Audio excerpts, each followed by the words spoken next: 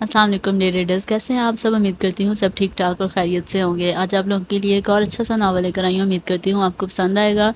Video اچھی لگے تو زیادہ سے زیادہ لائک اور شیئر کیجیے گا، اور جنہوں نے چینل کو سبسکرائب نہیں کیا وہ جلدی سے سبسکرائب کر لیں۔ ناول کا نام آپ کو ویڈیو کے اینڈ پہ پتہ چل جائے گا۔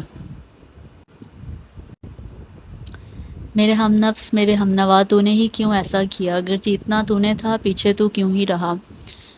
دسمبر۔ صبح کی روشنی پھیلے ابھی تھوڑی دیری گزری تھی، وقت تھا 6:30۔ موسم ہلکا سا ٹھنڈا دسمبر کا آغاز تھا۔ ایک قبرستان جو شہر سے دور ایک ورانے میں درختوں سے گھرا ہوا تھا، وہ چھوٹا اور اندھیرا دکھائی دیتا تھا۔ 3 کتے رات بھر بھونکتے اب اس قبرستان کی چار دیواری کے آس پاس پاؤں پہ سارے آنکھیں موندے پڑے تھے۔ ان کتوں کو بھی عادت سی ہو گئی تھی سچ نبی مرد کی، جو دن نمودار ہونے سے پہلے ہی وہاں آ جایا کرتا اور تقریباً آدھے گھنٹے بعد وہاں سے واپس چلا جاتا۔ نہ جانے اس کو وہاں پر آتے کتنے ہی دن ہو گئے تھے۔ درختوں پر پرندے اکا دکا دکھائی دیتے تھے، جھاڑی نما خرد و جڑی بوٹیاں وہاں پر اگی ہوئی تھیں۔ ایسے میں اگر تم قبرستان کی چھوٹی چار دیواری کے پار جھانکو تو قبرستان کے بالکل درمیان میں ایک مرد ایک پیپل کے پیڑ کے سائے تلے سر جھکائے کھڑا ہوا تھا۔ قبر اس کے عقب سے دیکھو تو بغیر کسی تختی یا نشان کے نظر آتی تھی، بس ایک عدد مٹی کی اونچی ڈھیری۔ تمہیں اس بے حس و خودغرض دنیا سے گئے 14 دن گزر گئے، یعنی دراز قد مرد نے خاموشی اختیار کر لی۔ 2 ہفتے، پھر سے سناٹے کو اس کی سرگوشی نے توڑا تھا۔ مجھ سے پوچھو تو یہ 14 دن مجھے گزارتے ہوئے 14 صدیاں لگی۔ میں تھک گیا ہوں یار۔ سرد ہوا نے اس مرد کے پاس سے گزرتے ہوئے اس کی آواز میں ملی نمی کو بخوبی محسوس کیا۔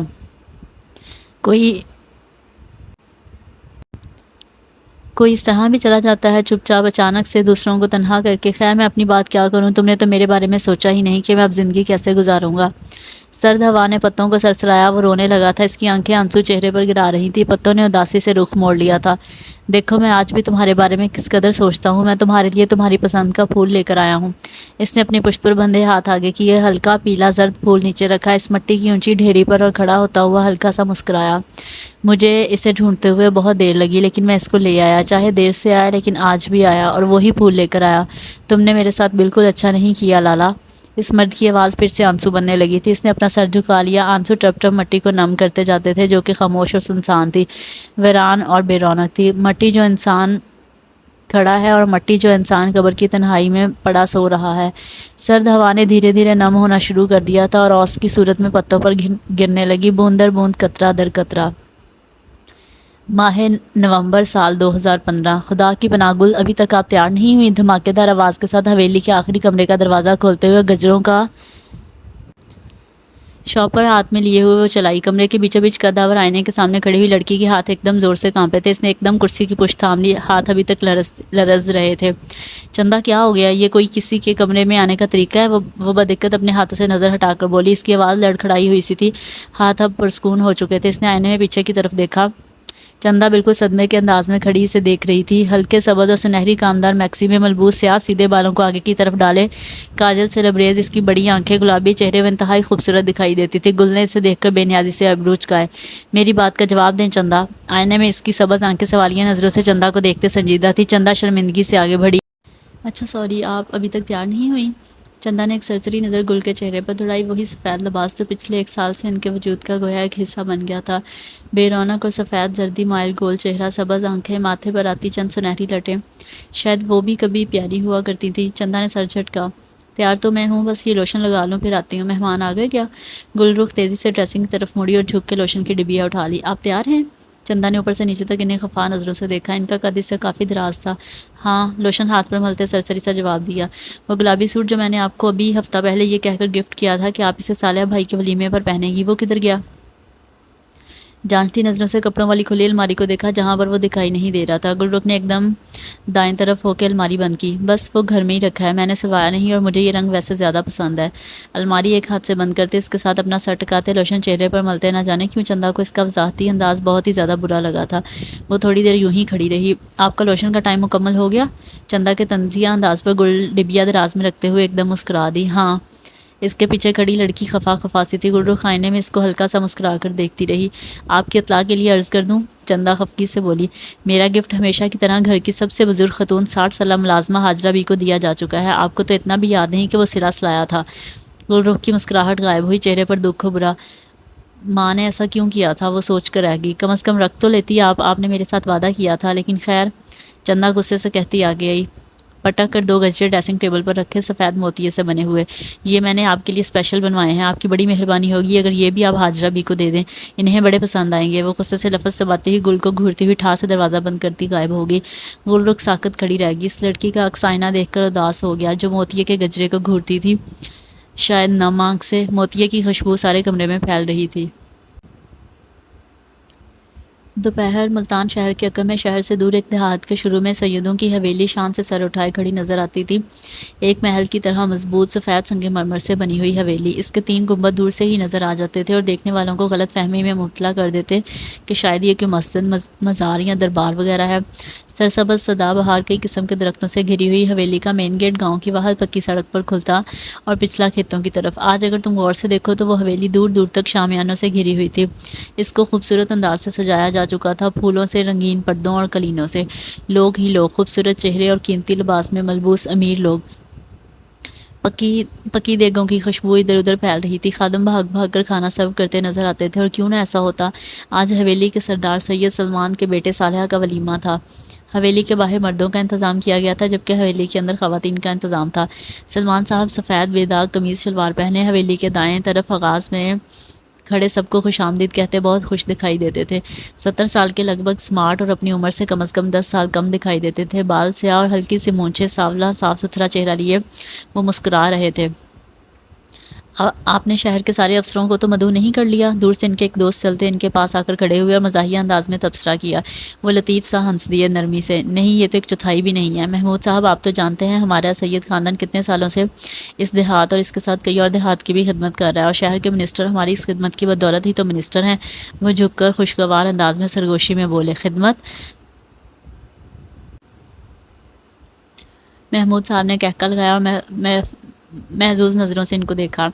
सलमान साहब भी हल्का सा हंस दिए। शायद आपको मालूम नहीं हमारे यहाँ पे कितने ही मुरीद हैं। सर के खम आने वाले एक शख्स को सलाम किया। वो अंदर शामियाने की तरफ बढ़ गया।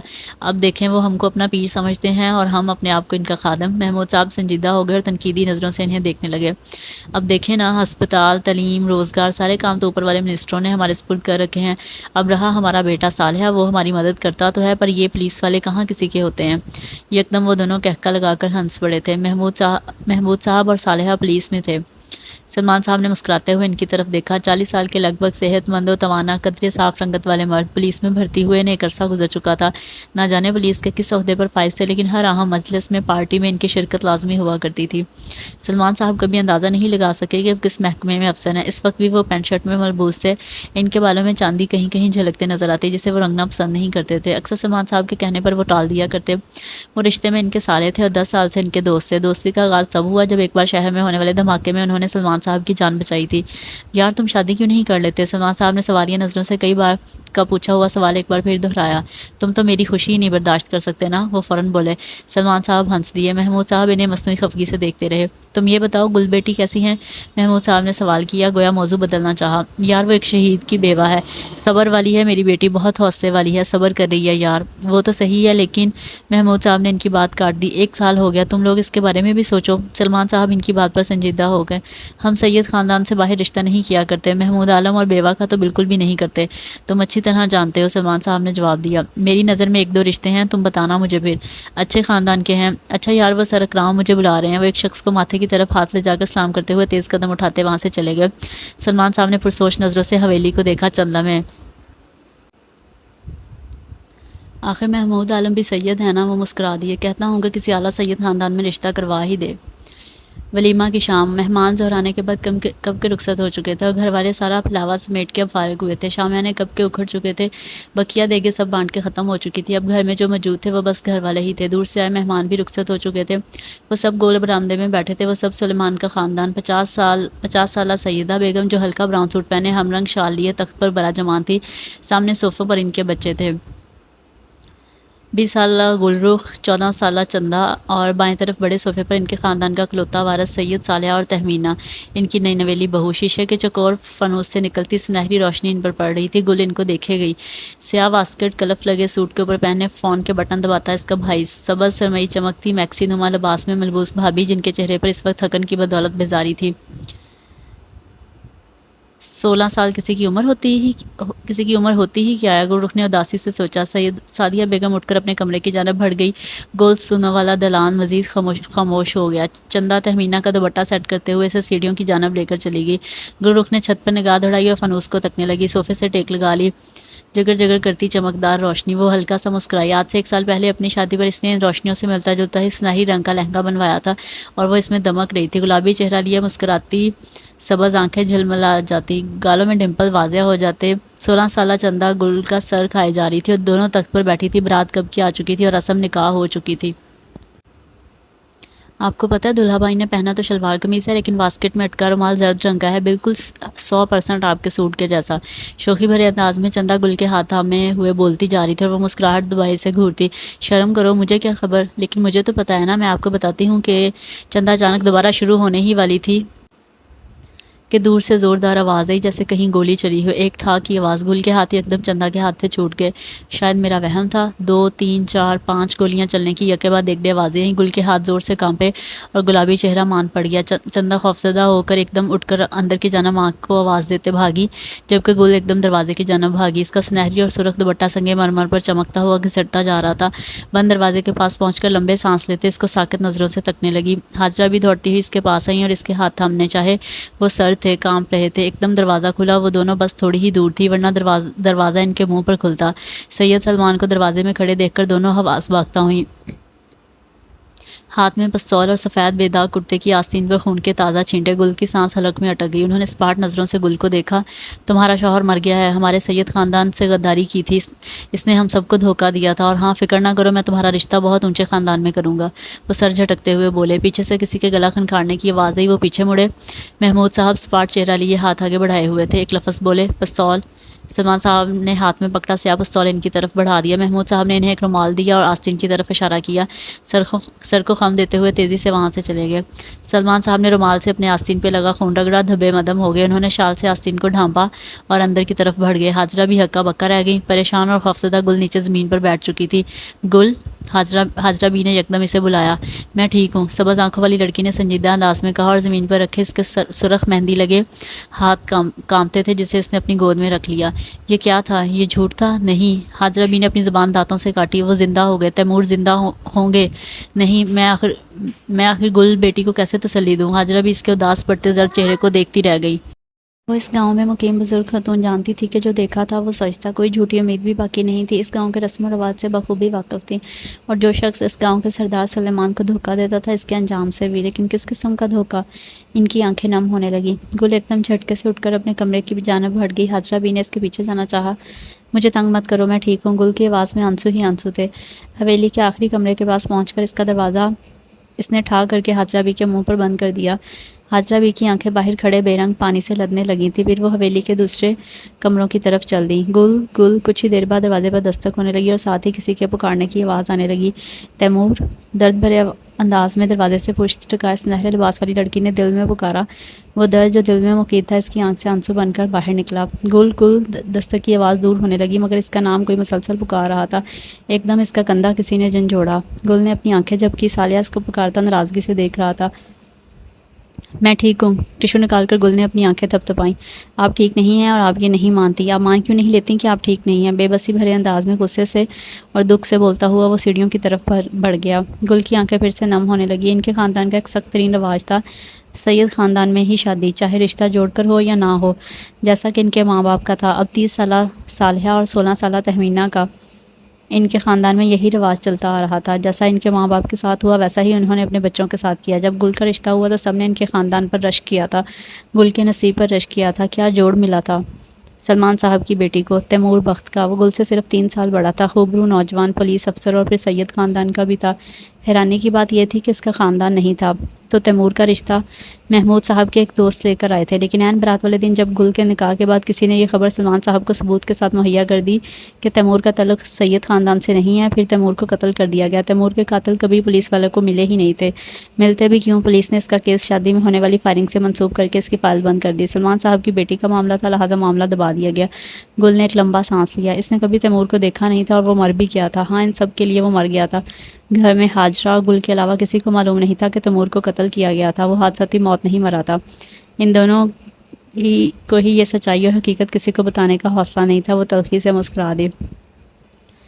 چندا نے گلستونوں کے پار جھانکا تو ان کی ہنسی دیکھ کر ٹھٹک گئی۔ وہ اذیت ناک ہنسی تھی۔ اس کا دل کیا کہ وہ جا کر ان سے کہے کہ مت ہنسیں پلیز، لیکن وہ تو گل سے ناراض تھی۔ وہ بے دلی سے ان کے کمرے میں چلی آئی۔ حویلی کے آخری کمرہ جو ہر طرف سے سفید تھا، سفید فرش، سفید پردے، سفید پینٹ، بیڈ، ڈریسنگ، صوفہ، چیئر، حتیٰ کہ ان کے کپڑے بھی ایک ہی سفید رنگ کے ہوتے، حتیٰ کہ ہر رنگدار شے سلمان کے حکم پر ان کے لیے ناجائز قرار پائی۔ وہ جو گل تھی، اس کی بہن، وہ بڑی بی بی جی بن گئی، بڑی سیدانی جی، جن کے پاس خواتین دعائیں کروانے کے لیے صبح سے شام تک آیا کرتی۔ اس کے کمرے کے دائیں جانب باہر ایک لمبی راہداری میں قطاریں بنائے انتظار کرتی رہتی۔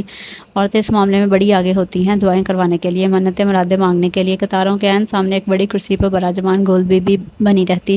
لوگ سوال کرنے سے تو نہیں رکتے، چاہے سلمان صاحب ہی کیوں نہ ہو۔ سلمان صاحب تک باتیں پہنچتی، وہ خوبصورت ہے، آپ اس کی دوبارہ شادی کیوں نہیں کروا دیتے؟ لوگ اکثر یہ سوال کیا کرتے تھے۔ وہ شادی نہیں کرے گی، بیوہ کی شادی کرنا ہمارے سید خاندان کا رواج نہیں ہے۔ سلمان صاحب کا کہا گیا ایک جملہ سب کی زبانی وقتی طور پر بند کروا دیتا تھا، سوائے محمود صاحب کے، جو خود بھی سید تھے اور اچھی طرح سیدوں کے رسم و رواج کو جانتے تھے کہ وہ ایسا کیوں کر رہے ہیں۔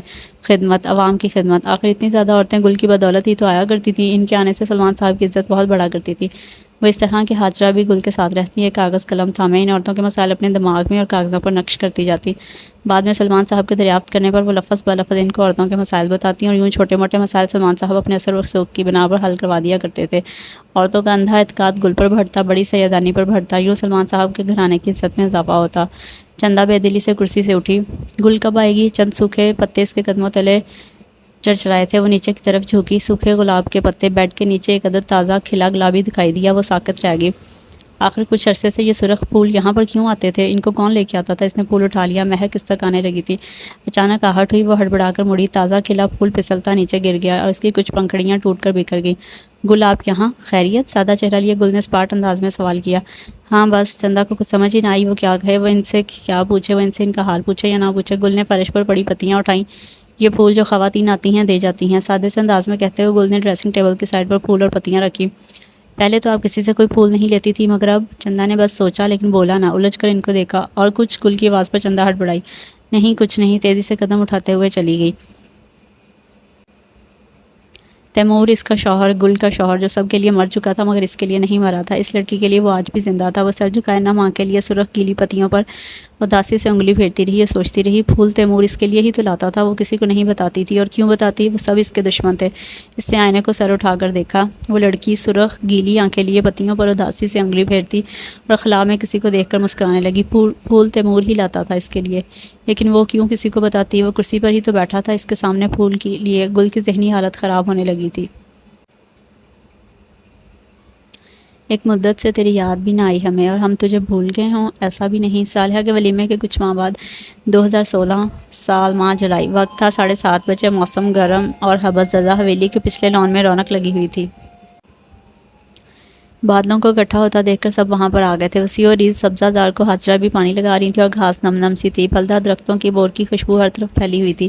مختلف پھل توڑے کاٹے اور کھائے جا رہے تھے۔ وہ قدیم برگد تلے ایک سفید بینچ پر سب سے علیحدہ سر جھکائے ہتھیلیاں کھولے ان پر نظر جمائے ساکت بیٹھی نظر آتی تھی۔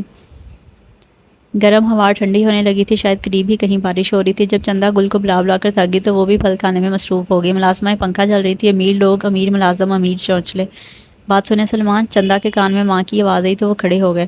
میں نے آپ سے کہا تھا وہ پڑھائی کے ساتھ جاب کرنا چاہتی ہے۔ بہرحال یہ تو اس نے تیمور کی موت سے قبل کہا تھا، اب اسے اس کی پڑھائی دوبارہ جاری کرنے دیں۔ سعدیہ بیگم کی آواز التجایا ہوئی۔ سلمان صاحب بے آرام ہونے لگے۔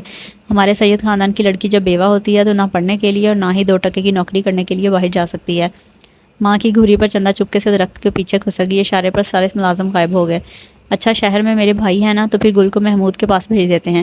یہ آپ نے کیسی بات کر دی؟ وہ گھر پر اکیلے مرد ہوتے ہیں، باقی ملازم مرد۔ استغفراللہ سعدیہ، لوگ کیا سوچیں گے؟ گل کے محرم ہیں، آپ ساری عمر یہی فکر کرتے رہے، سید خاندان، آپ کے سید لوگ۔ سلمان صاحب نے غصے سے ان کو گھورا۔ میرا مطلب ہے کہ آپ ان سے کہہ دیں کہ وہاں پر وہ کل وقتی ملازمہ رکھوا دیں جو ہر وقت اس کے پاس رہے۔ سعدیہ بیگم نے شرمندگی سے کہا۔ نہیں بیگم، یہ ممکن نہیں ہے۔ آپ گل کو دیکھیں تو اس کی صحت دن بہ دن کھلتی جا رہی ہے، خود سے باتیں کرتی رہتی ہے، الگ کمرے میں بند ہو کر رہتی ہے، ہمارے سامنے تو وہ ایک لفظ تک نہیں کہتی، ہڈیوں کا ڈھانچہ بن کر رہ گئی ہے۔ وہ ماں تھی، ان کی آواز نم ہوتی گئی۔ فی الحال یہ نہیں ہو سکتا۔ سلمان صاحب اپنی قمیض کی شکنیں درست کرتے ہوئے اٹھ کر چلے گئے تھے۔ چندہ کی دھندلی آنکھیں دور تک ان کو تکتی رہی تھیں، مگر راہ میں چھوڑ جانے والے کم ہی لوٹ کے آتے ہیں۔ کچھ دن بعد گل کو نروس بریک ڈاؤن ہو گیا، شدید قسم کی پریشانی حویلی بھر میں پھیل گئی، اسے شہر کے سب سے بڑے ہسپتال میں داخل کروایا گیا۔ گل بڑی مشکل سے ہوش میں آتی اور آتے ہی چلانے لگتی، وہ زور زور سے چیختی تھی، ہر طرف خون ہے، مارو مجھے بھی مار دو۔ اس کی طبیعت ٹھیک ہی نہیں ہونے میں آتی تھی، بس وہ روتی اور چلاتی رہتی۔ چلے جاؤ سب چلے جاؤ۔ سلمان صاحب اس پر کڑی نظر رکھنے لگے تھے کہ کہیں گاؤں سے کوئی اس کی بیمار پرسی کرنے آئے تو وہ کسی کو کچھ بتا نہ دے۔ بعد میں ڈاکٹرز نے تو ملاقات کی اجازت نہیں دی۔ کچھ ہفتے یوں ہی گزر گئے، وہ آہستہ آہستہ ٹھیک ہونے لگی، صرف سعدیہ بیگم کو دیکھ کر وہ چپ رہتی۔ ڈاکٹرز نے ان سے کہا تھا کہ علاج کے لیے اس کو کسی اور شہر بھجوا دیں، مگر سلمان صاحب نہ مانے۔ لیکن سلمان صاحب گل کو محمود صاحب کے گھر پر رکھنے پر راضی ہو گئے تھے۔ وہ جانتے تھے کہ صرف ان کے گھر میں ان کی بیٹی اور حاجرہ بھی اس بات کو جانتے ہیں کہ تیمور کا قتل ہوا تھا اور کس نے کیا تھا۔ لہٰذا سلمان صاحب نے اس بار بھی اپنے فائدے کی بات سوچی کہ ایک پولیس والے کے گھر میں وہ محفوظ رہے گی، اور وہ پولیس والا جو ان کا دوست بھی ہے۔ سعدیہ بیگم کی چیخو پکار کا کوئی فائدہ نہ ہوا، سلمان صاحب نے گل کو محمود صاحب کے گھر بھجوا دیا۔ نگاہ الجھ سی جاتی ہے، سانس رک سی جاتی ہے، پر کچھ نظر ہی نہیں آتا، کچھ سمجھ ہی نہیں آتا۔ ملتان، یہ تو صوفی شہر ہے، ٹوٹے دل والوں کا شہر ہے، زخمی دل والے اپنے لیے مرہم لینے نہ جانے یہاں پر ہی کیوں آتے ہیں، مزاروں پر چکراتے پھرتے ہیں، نہ جانے کس کو ڈھونڈتے ہیں، قبروں میں خاموش انسانوں سے کیا بات کرنا چاہتے ہیں، یا پھر کچھ اور۔ ملتان کبھی صوفی شہر ہوا کرتا تھا، اب صوفیوں کا یہ شہر درباروں کا شہر بن گیا ہے۔ ہم انسان نہ جانے اپنے دکھ درد دربار پر سنانے ہی کیوں جاتے ہیں، اتنے درباروں پر چکراتے پھرتے ہیں اور تھکتے ہی نہیں۔ ایک دربار ایک خدا، اس کے پیچھے بھاگتے بھاگتے ہم تھک جاتے ہیں، اس سے مانگتے مانگتے تھک جاتے ہیں۔ فراٹے بھرتی ہوئی لشکرولا کار سڑک پر دھول اڑاتی درباروں کے پیچھے چھوڑتی فراٹے بھرتی ہوئی جا رہی تھی۔ گل پچھلی سیٹ پر آنکھیں سکرین سے ٹکائے سوچتی تھی کتنا کچھ وہ پیچھے چھوڑ آئی تھی۔ 1.5 سال نگاہ راہ کی دکانوں میں الجھ گئی، اپنا گھر، اپنا خاندان جو شاید اس کے کبھی اپنے تھے ہی نہیں۔ ڈرائیور لڑکے نے گاڑی چلاتے ہوئے شیشہ گل پر سیٹ کر رکھا تھا، جس میں وہ گاہے بگاہے نظر دوڑا لیتا تھا، اسپاٹ انداز میں ایک لاتلکی بھری نظر۔ محمود صاحب اپنے ڈرائیور سے باخبر چپ چاپ موبائل پکڑے ٹائپنگ میں مصروف تھے۔ انہوں نے شیشہ 2 بار سیٹ کرنے کی کوشش کی، مگر وہ لڑکا بھی عجیب ڈھیٹ تھا، اس نے دوبارہ شیشے کو پچھلی سیٹ پر بیٹھی لڑکی کے اوپر سیٹ کر لیا۔ کار اب سڑک کو 2 حصوں میں چیرتے فلائی اوور پر چڑھنے لگی تھی۔ گل نے قلب سے آنکھیں موند لی اور کامتے ہاتھوں سے نقاب ٹھیک کرنے کی ناکام کوشش کی۔ ایک آنسو اس کے ہاتھ کی پشت کو نم کر گیا تھا۔ لڑکے کی بھوری آنکھوں میں ایک دم کچھ بکھرا تھا، پھر اس نے نظر سامنے کی جانب کر لی اسی اسپاٹ انداز میں۔ کار اب نیچے جا رہی تھی، سیاہ کرولا کی سپیڈ ایک دم تیز ہوئی تھی۔ گل نے اذیت سے آنکھیں ایک دم کھولی اور کچھ کہنے کی کوشش کی۔ آہستہ آہستہ نیچے سے کبوتروں کے غول نے اڑان بھری تھی آسمان کی طرف، بلندی کی طرف۔ اس لڑکی کا زخمی دل بھی ان کے سفید پروں کے ساتھ اچانک پڑپڑایا، آزادی کی تلاش میں۔ وہ شاید کسی کی غلامی سے تھک گیا تھا، اب آزاد ہونا چاہتا تھا۔ سپیڈ آہستہ ہوتی چلی گئی، وہ نیچے اتر چکے تھے۔ لڑکے نے اسے دیکھنے کی کوشش کی، وہ رخ موڑ چکی تھی، بس ایک آنسو آنکھ میں اٹکا تھا۔ لڑکے نے لب بھینچتے سامنے نظر آتی ٹریفک پر نظر جمانے کی ناکام کوشش کی۔ وہ شاید جانتا تھا کہ گل کا دل کہیں دور اوپر کسی کی پڑپڑاہٹ میں ہی اٹکا رہ گیا تھا۔ وقت کا کام ہوتا ہے گزرنا، اور وہ گزرتا چلا گیا، یہاں تک کہ جنوری سال 2018 کا آغاز ہو گیا اور سردی کی شدت بھی بڑھتی چلے گی۔ درختوں سے زرد پتوں کے ساتھ ساتھ سبز پتے بھی گرتے جا رہے تھے، وہ سبز پتے جنہیں سورج کی روشنی ہی صحیح سے نہیں مل پا رہی تھی اور نہ ہی مناسب ٹمپریچر مل رہا تھا۔ سرسبز درخت اب ٹنڈمنڈ ہوتے جا رہے تھے اور بڑے عجیب لگتے تھے۔ گل دن میں کئی مرتبہ اس باغیچے میں چلی آتی، وہ ڈرائیور لڑکا طلحہ اسے وہاں بیٹھا دیکھتا تو آ جاتا، اسے سلام کرتا، اس کا حال چال پوچھتا، وہ جواب نہ دیتی، ادھر ادھر کی باتیں بناتا اور 2 منٹ کے لیے اس کا سر کھاتا رہتا اور پھر اس کے بعد پورے دن کے لیے غائب ہو جاتا۔ پہلے تو گل کو کافی دن غصہ آتا رہا، نیچے جانا بند کر دیا، اوپر غصے سے ٹہلتی رہتی، پھر بے بسی، اور آخرکار اس نے تسلیم کر لیا تھا کہ وہ بے ضرر سا تھا، اس کے ماموں کا ڈرائیور طلحہ، کہ وہ کال جس کے ماں باپ مر گئے تھے اور پھر محمود صاحب ترس کھا کے اسے گھر لے آئے تھے۔ ہاں اگر یہ بات ماموں کو پتہ چلتی ترس والی، تو وہ ضرور اس لڑکے کو جوتے لگاتے۔ گل کو وہاں رہتے ہوئے تقریباً 1.5 سال ہو گئے تھے، اس سے اس لڑکے کی باتیں سننے کی عادت ہو گئی تھی، چاہے تھوڑی دیر کے لیے ہی صحیح۔ ہر ہفتے کی شام نیچے اس کے ماموں اور لڑکے کی ایک میٹنگ چلتی، دونوں کے کہکے اوپر تک سنائی دیتے اور اس کا غصہ بھی ساتھ ساتھ بڑھتا جاتا۔ گل کے ماموں کبھی بھی اس کے ساتھ اتنے بے تکلف نہ ہوئے تھے جتنے اس لڑکے کے ساتھ تھے۔ اس طرح تیمور کی موت کو 3 سال گزر گئے۔ آج بھی ہفتے کا دن تھا، وہ دن میں تھوڑی دیر کے لیے چھوٹے باغیچے میں آئی اور ادھر ادھر دیکھ کر واپس چلے گی۔ آج اس ڈرائیور لڑکے نے اسے مخاطب تک نہ کیا تھا، گل کے پاس سے بے نیازی سے گزرتا ہوا اندر چلا گیا تھا۔ نہ جانے کیوں اسے بلا وجہ کا غصہ آنے لگا تھا۔ عادت بھی کتنی عجیب ہوتی ہے نا، کہ کوئی انسان آپ کو روز حال پوچھتا ہے، اپنا حال بتاتا ہے، اور کسی دن لاتلکی برتے تو خامخواہ بے آرامی اور بے ازاری ہونے لگتی ہے۔ وہ بھی جھنجھلائے ہوئے انداز میں سیڑھیاں چڑھتی ہوئی اوپر آ گئی تھی۔ ہفتے کی شام زارا اور سارا نے آج پھر وہی غزل لگا رکھی تھی، نہ جانے اس غزل کو سن کر یہ تھکتی کیوں نہیں ہے۔ وہ بیزاری سے صوفے پر بیٹھی ان کو تک رہی تھی۔ وہ جو خود کو بھی ملا نہیں، تجھے کیا ملے گا، وہ ہے بے خبر، وہ ہے گمشدہ، تجھے کیا ملے گا۔ اس کا علاج اب تک چل رہا تھا، CBT تھراپی کے مختلف سیشنز، میڈیسنز۔ تیمور اس دن کے بعد تو مجھ سے ملنے ہی نہیں آئے۔ وہ لڑکی آنکھوں کو مسلتی خلا میں گویا کسی کو مخاطب کر رہی تھی۔ زارا اور سارا غزل میں اپنی آواز ملا رہی تھی۔ یہ سب اس منحوس لڑکے کی وجہ سے ہوا۔ اسے خواہ طلحہ پہ غصہ چڑھنے لگا۔ تو خواہشوں کے شہر میں ہے، تو چاہتوں کے سفر میں ہے، لیکن تیمور تو وہ وہاں پہ تھا ہی نہیں جب طلحہ نے مجھے پکارا تھا۔ میں واپس مڑی تھی تب وہ اچانک غائب ہو گیا تھا۔ کہاں چلا گیا تھا؟ نہ ہے ہوش اپنے وجود کا، نہ خیال ہے۔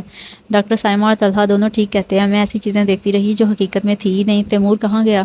تیمور تو مر گیا تھا آج سے کافی سال پہلے۔ سبز آنکھوں والی لڑکی نے بہت مشکل سے اپنی سسکی اپنے لبوں پر روکی۔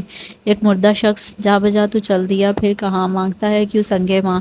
آنسو اس کے حلق میں امڑتے آ رہے تھے اور ہاتھ لرزتے تھے۔ وہ تیزی سے اٹھ کر سیڑھیاں اترتے ہوئے نیچے چلی گئی۔ نچلے کمرے سے دبے دبے کہہ کے باہر تک سنائی دے رہے تھے۔ وہ ان کو نظر انداز کرتے ہوئی باغیچے میں آ کر بیٹھ گئی۔ آسمان پر پورا چاند چمکتا تھا۔ اس کی روشنی میں اس کے دوپٹے سے نکلتے سنہرے بال چمک رہے تھے۔ ان سے بے نیاز وہ بینچ پر بیٹھے چاند کو تکتی رہی۔ درختوں کے سیاہ اولے خاموش کھڑے تھے۔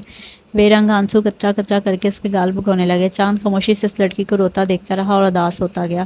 تیمور مر گیا تھا، مگر اس کے لیے وہ ہر روز مرتا تھا۔ ایک دفعہ بچپن میں چندا نے اس سے کہا تھا، یہ ستارے جو چمکتے ہیں، ان ستاروں سے ہمارے گھر والے جو ہم سے بچھڑ گئے ہیں وہ ہم کو دیکھتے ہوں گے۔ تب وہ چندا کی بات پہ ہنستی تھی اور آج بھی وہ روتے روتے ہنس پڑی تھی۔ چندا کتنی معصوم تھی نا، پتہ نہیں اب کیسی ہوگی۔ وہ لڑکی اداس ہوئی تھی۔ تیمور بھی مجھے اوپر آسمان سے دیکھتا ہوگا۔ اس نے ایک بچکانہ بات سوچی اور مسکرا دی۔ اس کا ستارہ کون سا ہوگا؟ وہ گردن بلند کیے آسمان کو دیکھنے لگی۔ اندر لاؤنج میں طلحہ ساکت کھڑا اسے دیکھ رہا تھا۔ محمود صاحب اس کے قریب سے گزر کے کچن میں جا چکے تھے، جس سے زخم سے ملی روشنی کئی بھید مجھ پر عیاں ہوئے۔ وہ جو درد نہ لفظوں میں بیاں ہوئے وہ نظر میں آ کے ٹھہر گئے۔ باہر کھڑی وہ لڑکی چاندی سے بنی ہوئی ایک مورت تھی جو چاند کی روشنی میں چمک رہی تھی۔ بھوری آنکھوں والا لڑکا اسے دیکھ رہا تھا۔ وہ لڑکی جس کے بال سونے کی مانند چمکتے تھے، وہ آسمان کو گردن بلند کیے ہوئے دیکھتی تھی، کہیں پر انگلی اٹھاتی پھر گرا دیتی، سر نفی میں ہلاتی، کچھ دیر سوچتی، پھر انگلی اٹھاتی اور پھر یہ سلسلہ دوبارہ شروع ہو جاتا۔ غزل کی آواز ہولے سے لاؤنج میں سرک آتی تھی۔ گلرخ، اچانک بھوری آنکھوں والے لڑکے نے بلند آواز سے عقب سے پکارا تھا۔ وہ دوپٹے سے نقاب کرتی ہوئی کھڑی ہوگی۔ جی؟ وہ اندر چلی گئی۔ آپ کبھی تیمور سے ملی تھی؟ نہیں، ہمارے خاندان میں لڑکی کو اجازت نہیں ہے۔ ہاں، لڑکے کو ہے کہ وہ لڑکی کو دیکھ بھی سکتا ہے اور اسے مل بھی سکتا ہے۔ وہ تلخی سے مسکرائی تو اس کی آنکھوں میں نمی چمکی۔ وہ سبز آنکھوں میں نمی دیکھ کر ذرا سا بے آرام ہوا تھا۔ کوئی تصویر ہوگی؟ میں نے اسے کبھی نہیں دیکھا تھا، اس کے مرنے کے بعد بھی نہیں، کیونکہ بابا کے بقول اس نے بابا کو دھوکہ دیا تھا، لہٰذا مجھے ایسے شخص کو دیکھنے کا حق نہ ملا۔ اس لڑکی کی آنکھوں میں نمی گہری ہونے لگی تھی۔ طلحہ باہر دیکھنے لگا تھا۔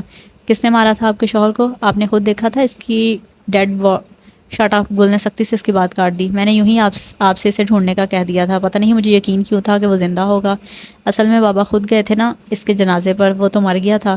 وہ بے ربط انداز میں تکلیف دہ لہجے میں بولتی جا رہی تھی۔ وہ ابھی بھی بیمار تھی، بھوری آنکھوں میں کچھ ٹوٹ سا گیا تھا۔ وہ لڑکی کپ کپ آ رہی تھی مگر خود کا مضبوط ظاہر کرنے کے لیے وہاں اس کے سامنے کھڑی تھی۔ تیمور مل گیا ہے گل، طلحہ نے دھیمے سے کہا۔ وہ تڑپ کر اس کی طرف مڑی تھی۔ باہر چاند مزید اداس ہوا تھا، درختوں نے مزید اندھیرے میں خود کو گم کر لیا تھا۔ اس لڑکی نے غور بھی نہ کیا کہ طلحہ نے اس کا ڈائریکٹ نام لے کر پکارا تھا۔ کس قبرستان میں؟ وہ لفظ توڑ توڑ کر بولی تھی۔ طلحہ نے نگاہ اس کے چہرے سے ہٹا لی۔ وہ زندہ ہے اور آپ کے سامنے کھڑا ہے۔ بھوری آنکھیں باہر دیکھنے لگی تھی۔ وہ لڑکا اس کے چہرے کو دیکھنا افورڈ نہیں کر سکتا تھا۔ چاند کی چاندنی ایک دم بڑی تھی، شاید چاند کی چاندنی نہیں تھی، وہ کوئی ستارہ تھا، کوئی بہت بڑا ستارہ جو آسمان سے ٹوٹ کر زمین پر گرا تھا اور نیچے پتال میں گرتا چلا گیا۔ سبز آنکھیں بے یقین ہوئیں۔ طلحہ کو خاموش پا کر اسے غصہ آنے لگا۔ جھوٹ، فریب، دھوکہ۔ وہ ساکت کھڑی اس لڑکے کو دیکھتی رہی جیسے پہلے سے کبھی دیکھا ہی نہ ہو۔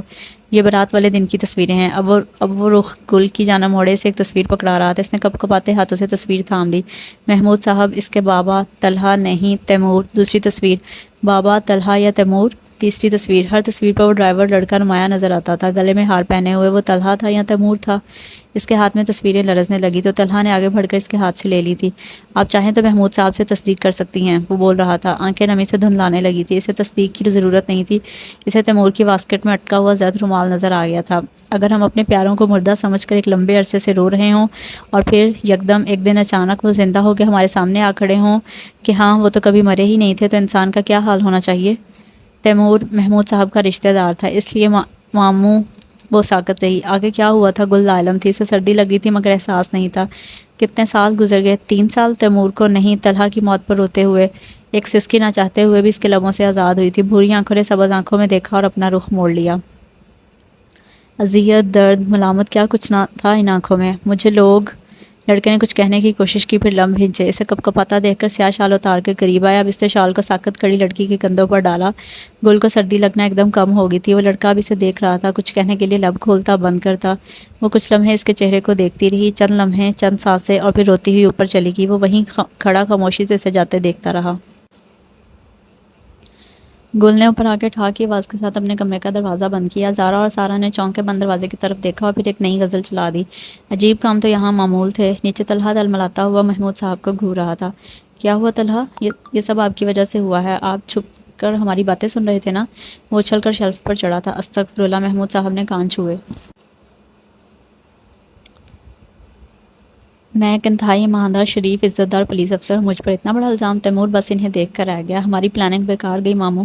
کون سی پلاننگ؟ کیا اس نے تمہیں نہیں پہچانا؟ اس نے اپنے شوہر کو نہیں پہچانا؟ انہوں نے ٹرے میں سے ایک کپ اٹھا لیا۔ ٹرے میں 3 سے 2 کپ ہو گئے۔ اف، ماموں پہچان لیا پر ناراض ہو گئی ہے۔ صدمے میں ہے یار، ہم نے جو کیا اس کی صحت کے لیے کیا، ڈاکٹر کے مشورے کے مطابق کیا، تو تم شرمندگی محسوس نہ کرو۔ پر اب اسے کیا ہو گیا؟ میں کیا کروں؟ وہ بے بسی سے گال انگلی سے رگڑتا ہوا بولا۔ اب میں تو ہوں افسر، لہٰذا میں تو کام پر جاؤں گا، اور تم اسے لے جانا کہیں منانے کے لیے۔ ڈرائیور صاحب، وہ کافی کو کپس میں ڈالنے لگے تھے۔ ڈرائیور؟ اس نے صدمے سے انہیں دیکھا۔ ہاں تو کیا تم نہیں ہو؟ محمود صاحب ٹیبل پر کپ رکھتے، کندھے چکاتے، لبوں پر مسکراہٹ دباتے بولے۔ اچھا، آپ کر کیا رہے تھے اتنی دیر اس سے کچن میں؟ بس یہ 2 کپ کافی بنائی ہے۔ تیمور طنز کرتے ہوئے شیلف سے نیچے اترا اور پاس پڑا چینی کا جار اٹھایا۔ تیسرا کپ بھی تھا۔ انہوں نے تیسرے پر زور دیا، جو کہ تم نے دیکھا، اور وہ کپ واپس چلا گیا اوپر۔ وہ ہنستے ہوئے ہاتھ سے دیوار کے ساتھ بنی کیبنٹ کی طرف اشارہ کرتے ہوئے کرسی پر بیٹھ گئے۔ ہاں، تیسرا کپ؟ طلحہ بڑبڑاتے ہوئے کرسی پر بیٹھا، سامنے چینی کا جار پٹک کر ٹیبل پر رکھا، چمچ اٹھاتے تھکے تھکے انداز میں چینی کا جار کھول کر ایک چمچ چینی اپنے کپ کے اندر ڈالی۔ اچانک موبائل وائبریٹ ہوا۔ یار 1 منٹ، ماموں فون کان سے لگاتے ہوئے تیزی سے کچن سے باہر چلے گئے۔ طلحہ نے شرارتی مسکراہٹ کے ساتھ دوسرا کپ دیکھا۔ 1 2 3 4 5 چمچے چینی محمود صاحب کے کپ میں اچھی طرح ہلائی۔ اس کے بعد وہ شرارت سے مسکرایا۔ آج ماموں آپ پھیکی چائے پیئے ذرا، بدلا۔ یہ کہہ کر چینی کا جار اٹھا کر واپس رکھا گیا۔ کافی چھپائی گئی۔ کچھ لمحوں بعد شرافت سے اپنا کپ اٹھا لیا اور کھڑا ہو گیا۔ یار یہ کیا، بس جا بھی رہے ہو؟ اس کے باہر نکلنے سے پہلے ہی محمود صاحب اسے مشکوک نظروں سے دیکھتے اندر داخل ہو چکے تھے۔ تھک گیا ہوں نا، اسی لیے کمرے میں جا رہا ہوں، مجھے ڈسٹرب نہ کریں۔ وہ بولتا ہوا کچن کے دروازے سے باہر نکلا تو انہوں نے کہکا لگایا۔ مجھے لگا تم تیسرا کپ بنانے کے بعد اس کے پاس لے کر جا رہے ہو۔ چھت کی طرف اشارہ کرتے ہوئے محمود صاحب ہنستے جا رہے تھے۔ طلحہ بظاہر منہ بناتے، دل میں ہنسی کو چھپاتے اپنے کمرے کا دروازہ لاک کر چکا تھا۔ چند لمحوں بعد غصے سے چلانے کی آواز آئی۔ تیمور کے بچے! وہ اندر بیٹھا کافی پیتا ہوا ہنستا جا رہا تھا۔ آج انہوں نے کتنے عرصے بعد اسے تیمور کہا تھا۔ دروازہ کھولو، دستک کے ساتھ آواز آئی۔ میں سو رہا ہوں۔ جھوٹے، تو یہ تمہاری روح بول رہی ہے۔ اندر جھٹ سے خاموشی چھا گئی۔ اچھا یار، کافی تو بتا دو کہاں ہے؟ کیوں؟ اندر وہ آئیبرو چڑھائے ہوئے بولا۔ تیسرے کپ کے لیے، محمود صاحب نے کہتے ہوئے زبردست قسم کا کہکا لگایا اور پھر مسکراہٹ دبا لی۔ آپ کو بڑی ہنسی آ رہی ہے؟ طلحہ نے دروازہ کھول کر غصے سے ان کو گھورا۔ اب کیا مسئلہ ہے؟ محمود صاحب نے ان کی طرف دیکھا۔ کچھ نہیں، موبائل پر ٹیکسٹ کر دیا، دیکھ لیں۔ دوبارہ دروازہ بند کر لیا۔ انہوں نے حیرانی سے بند دروازے کو دیکھا۔ اچھا سنو، وہ بھی نیچے آئے گی تو تم اندر ہی رہنا اپنے کمرے میں۔ کیوں؟ کیونکہ بچے کچن میں نہ آنا، میں اسے ساری بات سمجھا دوں گا۔ سمجھا دوں گا۔ وہ ناک سے کوڑتے ہوئے دروازہ ٹھا سے بند کر چکا تھا۔ وہ مسکراتے ہوئے کچن میں چلے گئے تھے 2 کپ کافی بنانے کے لیے، اور وہ بھی پھیکی، اپنی اور اپنی بھتیجی کے لیے۔ محمود صاحب اور تیمور کا رشتہ آخر کیا تھا؟ محمود صاحب سعدیہ بیگم کے سگے بھائی تھے۔ سعدیہ کے باپ نے 2 شادیاں کی تھی، پہلے سید خاندان میں جن سے آگے اولاد سعدیہ اور محمود ہوئی، اور دوسری ایک راجپوت خاندان میں جن سے ان کی اولاد صبیحہ ہوئی۔ صبیحہ کا تعلق سعدیہ کے خاندان سے تھا، یہ بات ڈھکی چھپی نہ تھی۔ محمود صاحب نے آگے شادی نہیں کی، مگر صبیحہ نے راجپوتوں میں ہی شادی کی، مگر 4 سال بعد ایک حادثے میں اپنے شوہر کے ساتھ دنیا سے رخصت ہوگی، لیکن 1 سال کا بیٹا تیمور بخت وہ اپنے پیچھے چھوڑ گئی۔ محمود صاحب نے اپنی سوتیلی اور سگی بہن میں کبھی کوئی فرق نہ کیا، بلکہ چھوٹی ہونے کے باعث صبیحہ ان کو زیادہ عزیز تھی۔ اچانک بہن کی وفات اور چھوٹا بچہ، ان کے لیے وہ وقت بہت مشکل تھا۔ انہوں نے اپنے ایک بے اولاد دوست کے اصرار پر تیمور ان کے حوالے کیے رکھا۔ پھر جب ان کے دوست کے اپنے ہاں اولاد ہوئی تو انہوں نے تیمور واپس لے لیا۔ تب وہ 6-7 سال کا تھا۔ محمود صاحب کے پاس آ کر بہت رویا تھا، پھر آہستہ آہستہ سیٹ ہو گیا تھا۔ محمود صاحب نے اسے بالکل اپنے بچوں کی طرح پالا، شادی بھی نہ کی۔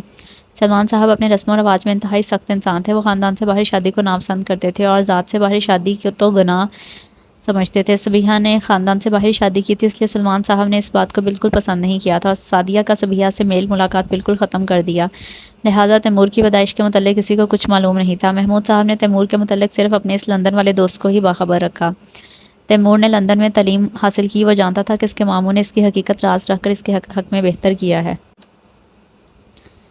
تیمور نے گل رخ کی تصویر کو ان کے موبائل پر دیکھ لیا تھا۔ رشتہ تیمور کی رضا پر ہی ہوا تھا۔ محمود صاحب اپنے لندن والے دوست کے توسط سے رشتہ کروایا تھا۔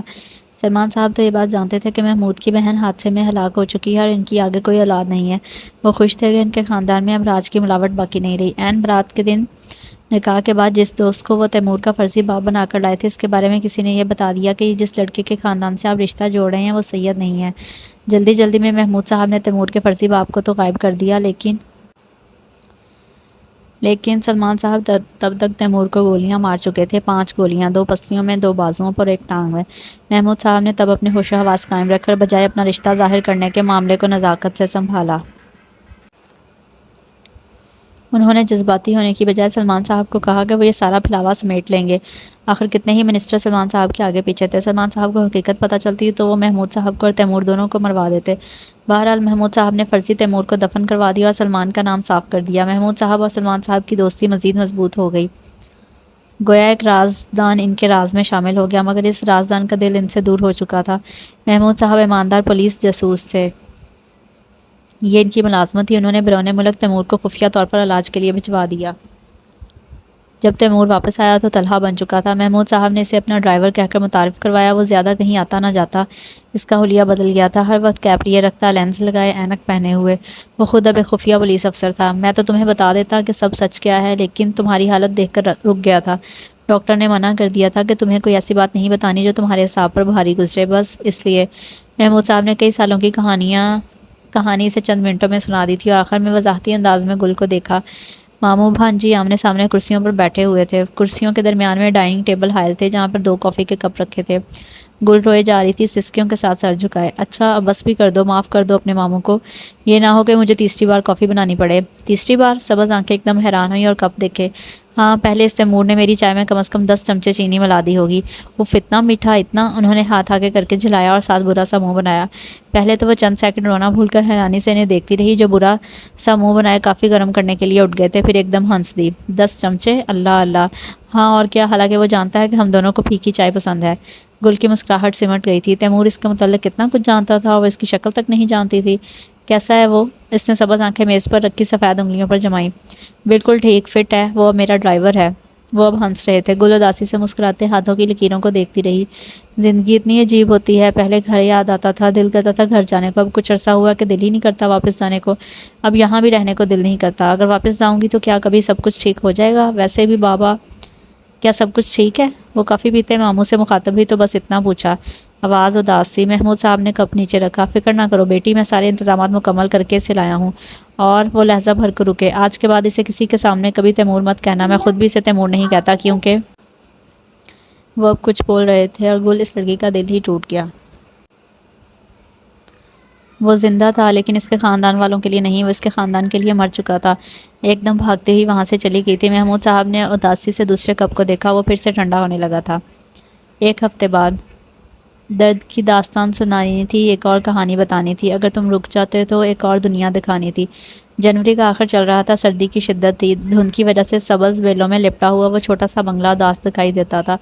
اگر ایسے میں تم کچن کے اندر جھانکو تو 3 افراد ناشتے کی تیاری میں عجلت میں نظر آئیں گے۔ میرے لیے کافی بنا دو گی گل بیٹی؟ محمود صاحب نے اس کو ناشتہ ختم کرتے دیکھ کر پیار سے کہا۔ میرے لیے بھی گل؟ طلحہ نے مسکرا کر کچن کے دروازے سے اندر آتے ہوئے ہاٹ پاٹ کا ڈھکن اٹھایا۔ سفید سوٹ والی لڑکی شال سنبھالتے ہوئے خفا نظروں سے طلحہ کو دیکھتے ہوئے اٹھ گئی، جبکہ اس لڑکے کی بھوری آنکھیں خالی ہاٹ پاٹ کو دیکھتے ہوئے ساکت ہو چکی تھی۔ خالی؟ بالکل خالی، رومال جھاڑا۔ خالی؟ صدمے سے ماموں کو دیکھا۔ آپ کی نئی میڈ نے آج میرے لیے پراٹھا نہیں پکایا ماموں جان؟ ناراضگی سے کہا گیا۔ سبز آنکھیں مسکراتے ہوئے کافی کا جار کھول رہی تھی۔ یار وہ میری بھانجی ہے، تم کچھ تو شرم کرو، وہ آخری نوالا نگل کر خفگی سے بولے تھے۔ اچھا ٹھیک ہے، طلحہ نے احتجاجی انداز میں دونوں ہاتھ اٹھائے۔ میں آپ کا ڈرائیور ہو سکتا ہوں، باڈی گارڈ بن سکتا ہوں اور وقت پڑنے پر تو آپ کا مالی بھی بن سکتا ہوں، کیونکہ میں تو آپ کا کچھ لگتا ہی نہیں ہوں۔ کسی کی بڑی فکر ہے آپ کو؟ صدمے بھرے انداز میں ان کو دیکھتا ہوا بولتا گیا۔ یار مجھے نا سچ میں تمہارے بارے میں کچھ یاد ہی نہیں آ رہا، تمہارا میرے ساتھ کیا رشتہ ہے؟ مجھے کچھ یاد کیوں نہیں آ رہا؟ چلو ایسا کرو، جلدی سے فائل لے کر باہر پہنچو، میں کار میں انتظار کر رہا ہوں، اور ہاں آج گل کو ڈاکٹر کے پاس ضرور لے کر جانا۔ وہ ناراض سا بغیر بولے کچھ بیٹھا رہا اور کافی کا آخری گھونٹ لے کر باہر نکل گیا۔ سبز آنکھوں والی لڑکی ساکت کھڑی دیوار کو تک رہی تھی۔ میرا پراٹھا کہاں پر ہے؟ طلحہ کے سوال پر بھی وہ غائب دماغی سے خاموش کھڑی رہی۔ کیوں پریشان ہو؟ اس کی آنکھیں نم ہونے لگی تھی۔ وہ لڑکا کرسی سے اٹھ کر اس کے پاس آ کر کھڑا ہو گیا۔ کیا ہو گیا یار؟ نہیں کھاتا آج پراٹھا، ایسے ہی چلا جاتا ہوں، بیچارگی بھرے انداز میں کہا تو وہ ہنس دی۔ کیا ہوا؟ اس قدر اداسی کیوں؟ وہ ایک دم رونے لگی تھی۔ پتہ نہیں، ہر وقت ایک عجیب سا خوف رہتا ہے۔ عجیب سی مایوسی تاری رہتی ہے، یوں لگتا ہے کہ دل پھٹ جائے گا، کسی کام کرنے کو دل ہی نہیں چاہتا، بس دل چاہتا ہے کہ کہیں دور چلی جاؤں۔ اور کیا ہوتا ہے؟ بری آنکھیں سے دیکھے جا رہی تھی۔ ہر وقت رونے کا دل کرتا ہے اور روتی رہتی ہوں ان چیزوں پر جو مجھے ملی ہیں، کیونکہ مجھے لگتا ہے وہ پھر سے مجھ سے چھن جائیں گی۔ مجھے لگتا ہے کہ اب کچھ بہتر نہیں ہوگا بلکہ مزید نقصان ہی ہوگا۔ میں کیا کروں گی؟ پھر میں زندہ کیسے رہوں گی؟ آنسوں سے لدی سبز آنکھیں لیے وہ لڑکی بے بسی سے سامنے کھڑے لڑکے سے کہہ رہی تھی۔ دراز قد لڑکا بری آنکھوں میں نرمی لیے اسے دیکھے جا رہا تھا۔ رات کو نیند ہی نہیں آتی، اور اگر نیند آ بھی جائے تو ڈر کر اٹھ جاتی ہوں، کوئی چیز کھونے کا ڈر، کچھ ایسا جو میں نے کھو دیا تو وہ مجھے واپس نہیں مل سکے گا، اور پھر میں بھی مر جاؤں گی۔ مجھے سانس نہیں آ پاتا، میں مشکل سے سانس لے رہی ہوتی ہوں، نہ جانے کب میں ٹھیک ہوں گی۔ وہ ہچکیوں سے رونے لگی تھی۔ بھوری آنکھوں والے لڑکے نے اس کے دونوں ہاتھ تھام لیے تھے۔ سب ٹھیک ہو جائے گا، سب ٹھیک ہو جائے گا گل، بس تم تھوڑا انتظار کرو۔ وہ نفی میں سر ہلاتے ہوئے روئی جا رہی تھی اور وہ لڑکا اس کو تسلی دے رہا تھا۔ سبز آنکھیں ہسپتال سے واپسی پر شیشے سے سر ٹکائے باہر دیکھ رہی تھی۔ دکانیں، بازار، کھیت، فیکٹریاں، ہر چیز تیزی سے گزرتی جا رہی تھی، اس کی زندگی کی طرح۔ اس نے آنکھیں موند لیں۔ آگے بیٹھے طلحہ نے عقب میں اس کا عکس دیکھنے کی کوشش کی۔ ڈاکٹر نے کیا کہا؟ تیمور کے سوال پر وہ آنکھیں بند کیے خاموش رہی۔ بند آنکھوں کے پار ایک منظر آ بسا تھا۔ وہ سیاہ آرامدہ کرسی پر بیٹھی کیلنڈر کو الٹ پلٹ کر رہی تھی۔ آپ کو یہ علامات کب سے ہیں؟ تقریباً 1 یا 1.5 سال سے۔ آپ کیا محسوس کرتی ہیں؟ سامنے موجود ڈاکٹر وقتاً فوقتاً اس پر ایک نظر دوڑا کر اپنی نوٹ بک پر کچھ نوٹ کرتی تھی۔ وہ آنکھیں بند کیے ہوئے سوچ میں پڑ گئی۔ سنہرے بال پیچھے پونی میں باندھے گئے تھے، سر پر اس نے سفید دوپٹہ لیا ہوا تھا، لیکن کچھ الجھی سنہری لٹیں باہر نکل رہی تھیں۔ لمبی سانس لے کر بتانے کی کوشش کریں، ڈاکٹر نے نوٹ بک بند کرتے اس کو دیکھتے پرسکون آواز میں کہا۔ مجھے خواب آتے ہیں رات کو، اگر میں سو جاؤں تو، اور دن میں مجھے وہ سب باتیں یاد آتی ہیں جن کو میں بھلا دینا چاہتی ہوں۔ میں انہیں یاد بھی نہیں کرنا چاہتی، پھر بھی وہ مجھے یاد آتی ہیں۔ یوں لگتا ہے جس طرح اصل میں وہ سب میرے ساتھ دوبارہ ہو رہا ہے، چلتے پھرتے، بیٹھتے ہوئے، سوتے ہوئے، اور خاص طور پر جو فائرنگ کی آواز آتی ہے وہ میرے لیے ایک اذیت ناک چیز ہے۔ میں آپ کو بتا نہیں سکتی، میں رونا شروع ہو جاتی ہوں، بلکہ کبھی کبھار تو میں رو بھی نہیں سکتی، میرا دل پھٹنا شروع ہو جاتا ہے اور میرے سر میں درد شروع ہو جاتی ہے۔ مجھے لگتا ہے کہ بس اب، بولتے بولتے وہ اچانک آواز میں نمی گھلی تو وہ لمحہ بھر کو خاموش ہو گئی۔ ٹک ٹک، پلین شیشے کی ٹیبل پر رکھی گھڑی کی آواز اچانک بلند محسوس ہوئی تھی۔ میرا دل کرتا ہے میں کہیں دور چلی جاؤں، کسی ایسے شہر میں جہاں پر کہیں کوئی گولی نہ چلے۔ وہ آنکھیں بند کیے کرسی کی پشت سے سر ٹکائے دھیمی آواز میں بولتی جا رہی تھی۔ کیا آپ کے ساتھ ماضی میں کچھ ایسا ہوا جو آپ کو یاد ہو، آپ کے لیے آج بھی تکلیف دہ ہو؟ ڈاکٹر نے اسے بغور دیکھتے ہوئے سوال کیا۔ مجھے یاد نہیں آ رہا ہے، مجھے کیوں ان سب چیزوں سے ڈر لگنا شروع ہو گیا ہے۔ شاید کچھ ہوا تھا، میں گھر میں تھی تب وہاں پہ کچھ ہوا تھا۔ اس نے اچانک بولتے بولتے لب بھینچ لیے، آنکھیں یکدم کھولے، خوف اور حیرت سے آگے کو ہوئی۔ وہ نہیں بتا سکتی تھی، وہ ہرگز نہیں بتا سکتی تھی۔ ڈاکٹر اسے دیکھتے، اس کی روٹین پوچھتے، اب کچھ لکھتی جا رہی تھی۔ گل، میں آپ سے کچھ پوچھ رہا ہوں، تھوڑی سی آواز بلند کی۔ گل نے چونک کر ادھر ادھر دیکھا۔ طلحہ اس سے کچھ پوچھ رہا تھا شاید، ہاں وہ ڈاکٹر کے بارے میں پوچھ رہا تھا۔ آپ کو پوسٹ ٹرامیٹک سٹریس ڈس آرڈر ہے، ڈاکٹر نوٹ بک بند کرتے ہوئے بتا رہی تھی۔ PTSD، طلحہ کو دیکھتے ہوئے وہ دھیمے سے بولی۔ سٹریس ڈس آرڈر ہے، تھراپی چل رہی ہے، ٹھیک ہو جاؤں گی انشاءاللہ، وہ خود کو تسلی دے رہی تھی۔ آگے بیٹھا لڑکا سب جانتے ہوئے بھی اس سے پوچھنا چاہتا تھا۔ وہ اداسی سے اس کا عکس کچھ لمحوں بعد دیکھ لیتا تھا۔ وہ چاہتا تھا بس وہ بولے، اس سے بات کرے تاکہ اس کا ذہنی دباؤ کم ہو سکے۔ وقت لگے گا لیکن انشاءاللہ سب ٹھیک ہو جائے گا، ایک فکرہ بار بار دہراتے گویا خود سے باتیں کرتی وہ پھر سے باہر دیکھنے لگی تھی۔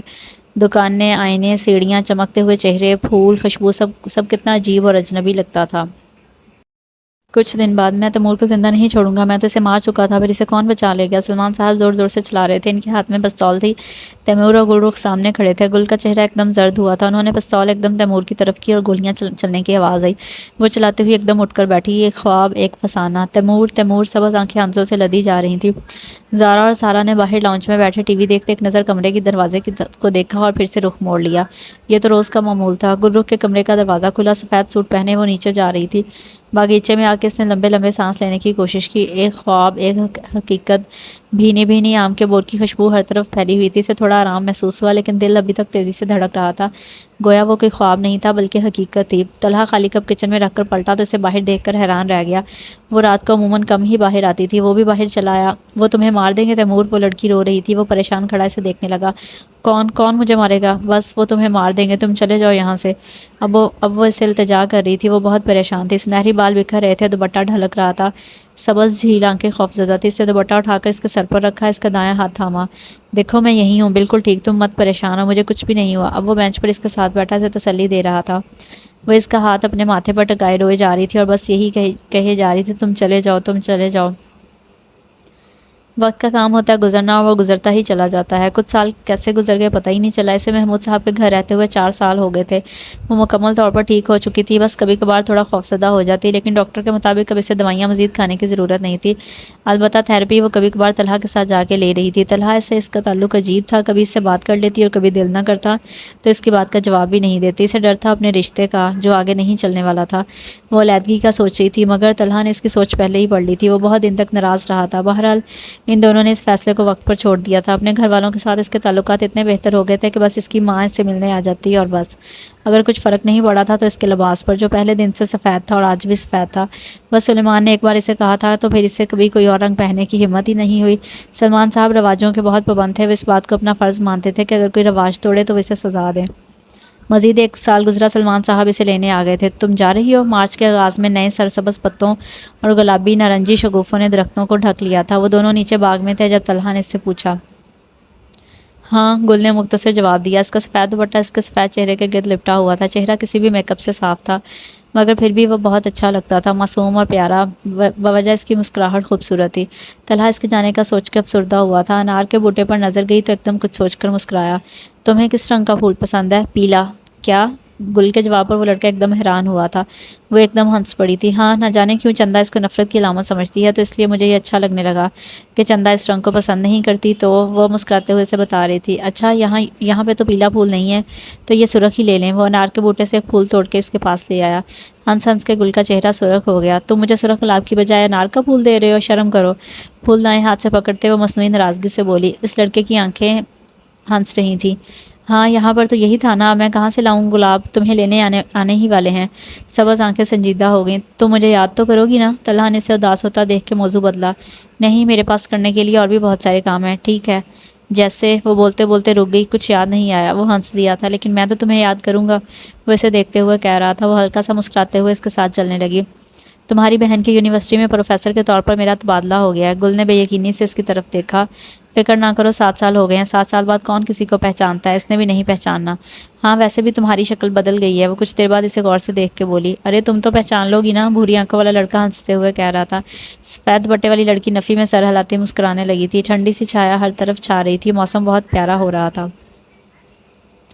کچھ ماہ بعد، آپ کو پتہ ہے ہمارے ایک پروفیسر ہیں، بہت اچھے ہیں، اتنے کہ میں کیا بتاؤں، اتنا اچھا پڑھاتے ہیں، لیکن ہمارا ان کے ساتھ ہفتے میں 1 لیکچر ہوتا ہے۔ پتہ ہے اس ٹیسٹ میں انہوں نے سب کو ہائیسٹ مارکس دیے ہیں۔ چندہ کب سے اس کا سر کھائے جا رہی تھی۔ جب سے گلرخ واپس آئی تھی اس کے پاس بہت ساری باتیں تھی کرنے کے لیے، خاندان کی، گاؤں کی، اپنی یونیورسٹی کی، اور خاص طور پہ پروفیسر طلحہ کے بارے میں۔ اب میری کوئی بات سنتی ہی نہیں ہے۔ بابا خاندان سے باہر رشتہ نہیں کریں گے نا؟ تھوڑی دیر بعد چندہ اچانک بولی۔ آئینے کے سامنے بیٹھ کر بال سلجھاتے گل کے ہاتھ ساکت ہو گئے۔ میں تو ویسے ہی پوچھ رہی تھی، چندہ بے نیازی سے کہتی اٹھ کے وہاں سے چلی گئی۔ شیشہ سبز آنکھوں والی لڑکی کا عکس دکھا رہا تھا، جس عکس کی آنکھوں میں نمی تیرتی تھی۔ پہلے اسے لگا تھا کہ اسے غلط فہمی ہے، لیکن آج اسے معلوم ہو گیا تھا کہ چندہ طلحہ کو پسند کرنے لگی تھی۔ ڈریسنگ ٹیبل پر رکھی پھولوں کی پتیاں ہوا سے بکھرنے لگی تھی اور اس کا دل بھی یوں ہی بکھر رہا تھا۔ انسان کو نا کبھی محبت کرنی ہی نہیں چاہیے، یا شاید ہمارے ہاں لڑکی کو نہیں کرنی چاہیے، لڑکے کو کر لینی چاہیے، کیونکہ یہ جو ہمارا معاشرہ ہے نا چندہ، یہ بڑا ظالم ہے۔ عجیب رسم و رواج بنا کر ہمزور لڑکیوں کے پاؤں میں زنجیریں ڈالے رکھتا ہے، جن کو اگر ہم نے توڑنے کی کوشش کریں تو آزادی تو مل جاتی ہے، لیکن ہمارے پاؤں اس آزادی کے سفر میں لہو لہان ہو جاتے ہیں۔ لڑکا اگر کسی سے شادی محبت کی بنا پر کرنے کا کہے تو داد و تحسین، اور لڑکی کو بے حیا، ماں باپ کی عزت، رسم و رواج کی پیروی نہ کرنے والی کہا جاتا ہے۔ کبھی کبھار میں سوچتی ہوں چندہ، اگر ایسے خاندان میں ایسی لڑکیاں پیدا ہو بھی جائیں جو اس رواج کو غلط سمجھتی ہوں، پھر بھی وہ کچھ نہیں کر پاتی، آخر پھر لڑکیوں کے سینے میں دل ہوتا ہی کیوں ہے؟ آپ یہ سب مجھے کیوں بتا رہی ہیں رخ؟ وہ لاپرواہی سے چھت سے نیچے نظریں جمائے دور گھروں کو دیکھتے ہوئے بولی۔ رخ نے افسوس سے منڈیر پر ہاتھ جماتے سے دیکھا۔ چندہ کتنا بدل گئی تھی نا، بے نیاز اور حد سے بڑھ کر اپنی مرضی کرنے والی۔ آخر 6-7 سال کا عرصہ کم تھوڑی ہوتا ہے۔ گل کے کھلے سنہرے بال چاند کی کم روشنی میں بھی چمک رہے تھے۔ اس نے گہری سانس لی۔ چندہ، میں یہ باتیں اس لیے کر رہی ہوں تاکہ تم ایسے کسی کو بھی اپنے لیے اپنے خاندان کے سامنے لا کے کھڑا مت کرنا جو تمہارے اور تمہارے خاندان کے درمیان دوری کا باعث بنے۔ گل نے سنجیدہ لہجے میں اسے مخاطب کیا۔ وہ سیدھے بالوں کو اونچی پونی ٹیل میں سمیٹے دور موجود سجے مکان کو دیکھنے میں مگن تھی۔ اس کی آنکھیں جگمگا رہی تھی۔ آپ جان گئی ہیں نا؟ چندہ کا لہجہ ہنوز بے نیاز تھا۔ ہاں، پہلے تو مجھے یقین نہیں آ رہا تھا، مگر اب تم نے تسلیم کر لیا۔ تم اتنی بیوقوفی کیوں کر رہی ہو؟ اس کے سنہرے بال تک پریشان تھے۔ آپ اسے بیوقوفی کہہ کر مجھے حیران کیے جا رہی ہیں۔ کیا کسی کو پسند کرنا جرم ہے؟ اس کا لہجہ تعجب سے بھرا تھا۔ رنگین روشنیوں سے سجے مکان میں خوشی بکھری دور سے پتہ چلتی تھی۔ ہمارے خاندان میں لڑکی کی شادی کے لیے ضروری ہے کہ لڑکا سید ہو، جو کہ وہ نہیں ہے، اور دوسرا اپنے خاندان کا ہو۔ اور گل کی سنجیدگی اب تھوڑی تلخی میں بدل گئی تھی۔ روشنی ایک دم چندا کی آنکھوں میں چبھنے لگی۔ وہ بیزاری سے دیوار سے ہاتھ اٹھا کے رخ کی طرف مڑی، جس کے بال چاندی کی رات میں چمک رہے تھے۔ آپ سے یہ کس نے کہا کہ وہ سید نہیں ہے؟ سینے پہ ہاتھ باندھتے ہوئے تفتیشی نگاہ سے گل کا ایکس رے کیا۔ گل ایک دم بولتے مجمد ہو گئی۔ کیونکہ تم نے ہی مجھے بتایا تھا، شاید تم بھول گئی ہو۔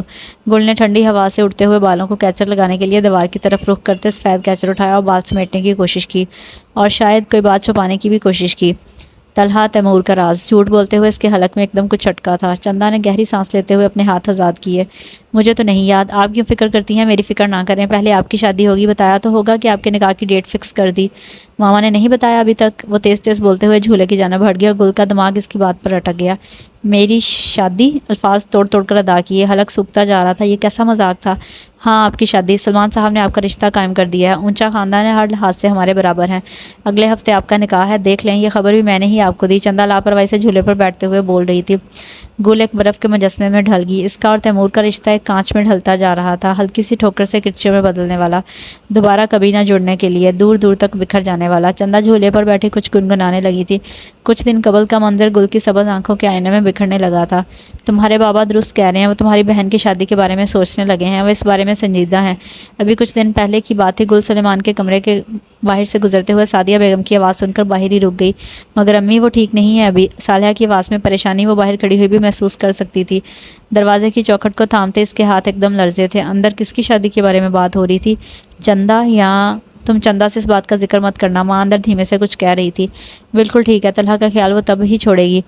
گل نے یہ سوچتے اطمینان بھری سانس لیتے ہوئے دروازے کی چوکھٹ چھوڑ دی تھی۔ غالباً اس کی ماں بھی طلحہ کے بارے میں چندا کی پسندیدگی سے باخبر تھی، اس لیے وہ اس کی جلد شادی کے بارے میں سوچ رہی تھی۔ رنجش ہی صحیح، غم ہی صحیح، دل ہی دکھانے کے لیے آ، پھر سے مجھے چھوڑ جانے کے لیے آ۔ چندا اوپر پاؤں کر کے بیٹھی، آنکھیں بند کیے اونچی آواز کے ساتھ گنگنائے جا رہی تھی۔ گل کا جسم سر چٹان کی طرح کرنے لگا تھا۔ سعدیہ گل کی شادی کے بارے میں بات کر رہی تھی۔ رشتہ ڈھونڈا گیا، طے کیا گیا، مجھ سے پوچھا بھی نہیں گیا، میری رضامندی بھی نہیں لی گئی، حالانکہ میں نے شادی سے صاف انکار کر دیا تھا، اور والد نے مجھ سے وعدہ کیا تھا کہ وہ میری شادی کے متعلق سوچیں گے بھی نہیں، یہاں تک کہ میں ان سے خود کہوں۔ انہوں نے مجھے گھر کی کوئی بے جان چیز سمجھ لیا کہ قیمت اچھی وصول ہوئی تو بیچنے کا ارادہ کر لیا۔ اس لڑکی نے اوپر چاند کو دیکھا۔ میں یہاں چندا کو قائل کرنے آئی تھی کہ وہ طلحہ کے بارے میں سوچنا چھوڑ دے۔ وہ تلخی سے ہنسی۔ میرے انکار کو انکار کی بجائے اقرار سمجھا گیا، وعدہ کر کے توڑ دیا۔ والد؟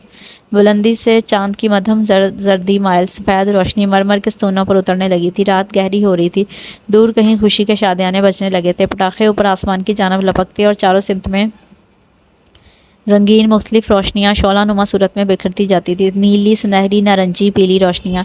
پھر ایک دم وہ شعلے اپنا وجود کھو دیتے تھے، اور ہلکا دھواں ہر طرف آسمان کے صاف آئینے کو دھندلا دیتا۔ موسم بہاراں کی ہر ادا ستاتی ہے، پھول زخم دیتے ہیں، چاندنی جگاتی ہے، اور کاروان سے منزل تک کچھ نظر نہیں آتا جب ایک مسافر کی آس ٹوٹ جاتی ہے۔ مسافر لڑکی نے اپنے خوابوں کی ٹوٹی کرچیاں لیے سبز آنکھوں سے چندا کو دیکھا۔ وہ سیاہ لباس میں انتہائی حسین لگ رہی تھی، اور خوشی اس کے چہرے کا غازہ بنی دکھائی دیتی تھی۔ خدا کرے سے کسی کی نظر نہ لگے۔ گل نے نظریں موڑ لی۔ نیچے کچھ فاصلے پر رنگین روشنیاں تھیں، دھمکتے چہرے، خوش دکھائی دیتے لوگ۔ کھانے کی خوشبو ادھر تک آ رہی تھی، اس خوشبو کے ساتھ پرانی یادیں بھی تھیں جو ہر سو بکھرنے لگی تھیں۔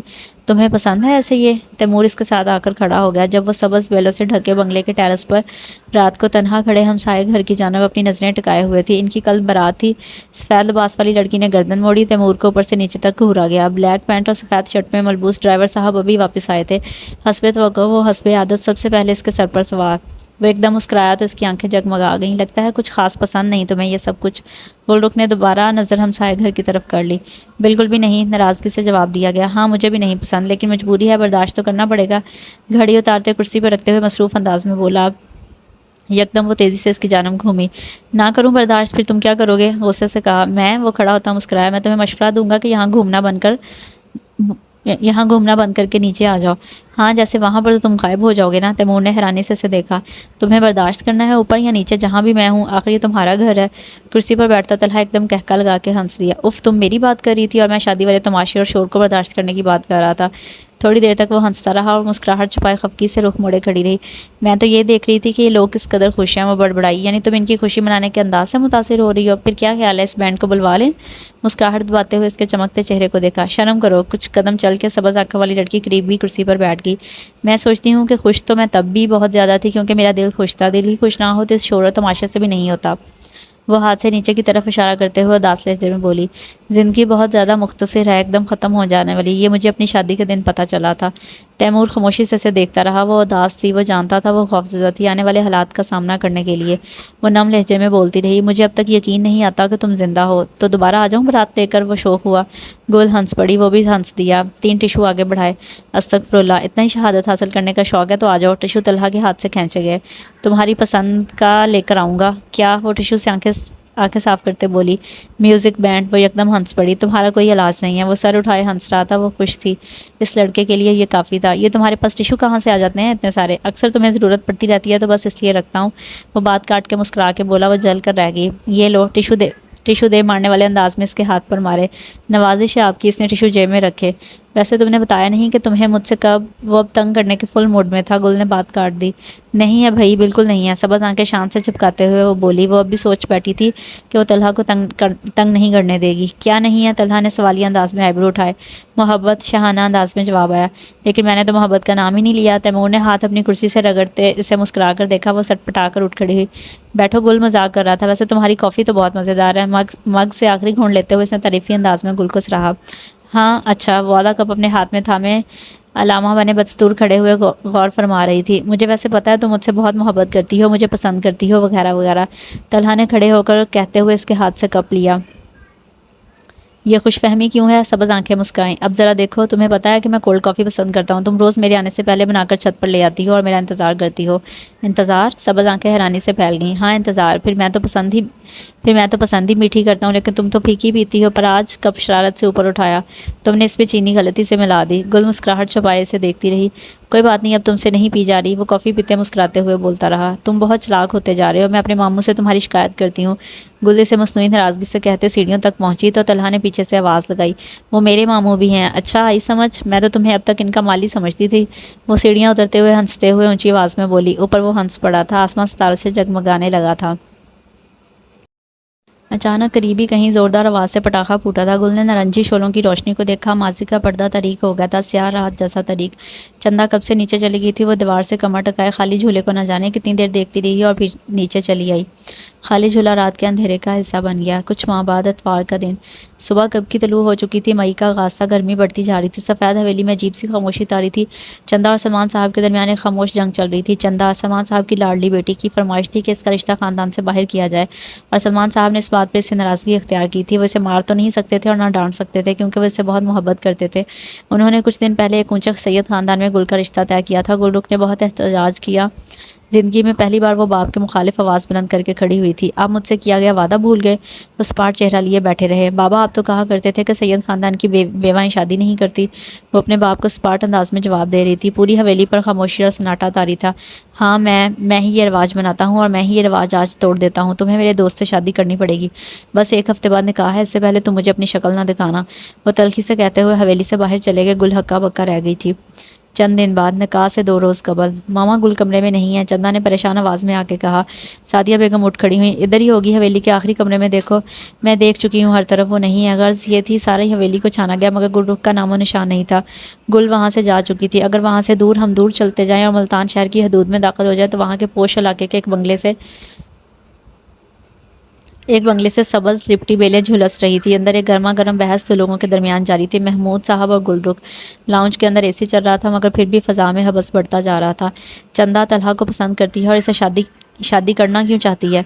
अब इसमें इसका तो कसूर नहीं है। आप इसे समझाएं, महमूद साहब ने वजाहती अंदाज में कहा। मैं क्या कहकर समझाऊं? मैं ये कह दूं कि तैमूर जिंदा है और मेरे बाबा इसे। आंसू से इसकी आवाज़ भीग गई थी। सब्ज़ आंखों के कटोरे पानी से लदे गए।